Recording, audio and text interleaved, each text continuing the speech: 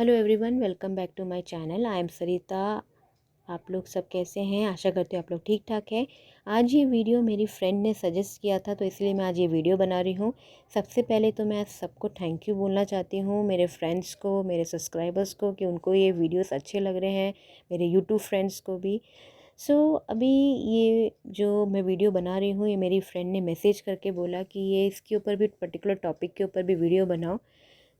मैं कोई एक्सपर्ट तो नहीं हूँ, पर जिस पर्सनल एक्सपीरियंस से मैं बताती हूँ कि ये वीडियो मैं आपको बताना चाहती हूँ कि कैसे रिलेशन रखना चाहिए हस्बैंड वाइफ के, गुड बॉन्डिंग, हम लोग कैसे एक दूसरे को समझना चाहिए।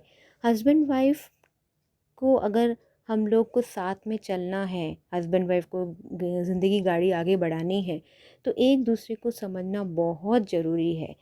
Friendship is very important. आपके बीच में फ्रेंडशिप होना बहुत ज़रूरी है, और एक दूसरे के साथ रहने पर अंडरस्टैंडिंग होना बहुत ज़रूरी है। एक दूसरे को रिस्पेक्ट देना बहुत ज़रूरी है। स्पेशली किसी के सामने कोई आता है तो आप लोग स्पेशली रिस्पेक्ट से बात कीजिए, और एक दूसरे के साथ समझिए कि आपको क्या प्रॉब्लम है।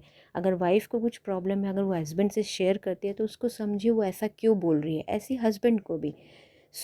और साथ ही में जब आप हमेशा कुछ ना कुछ हंसते रहिए, जोक मारिए, और फ्रेंडली रिलेशन बनाइए। Friendship is very important husband wife के बीच में।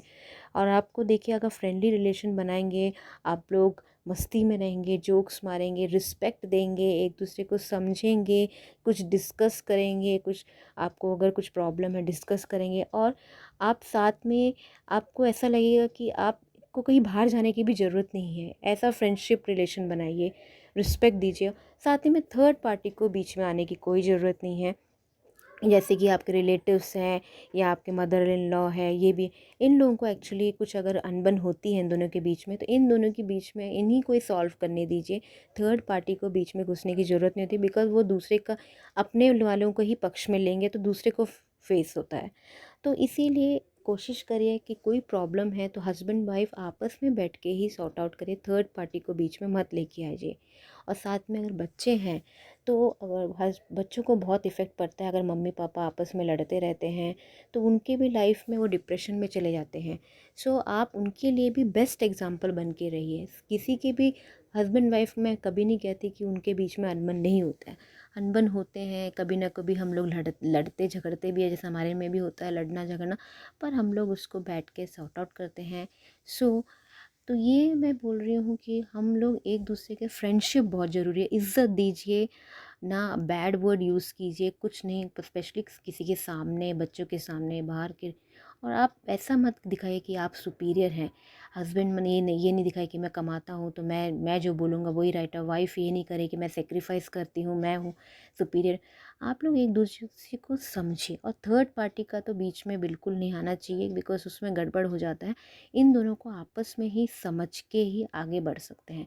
कुछ भी प्रॉब्लम है, एक दूसरे के साथ बैठ के आपस में समझिए।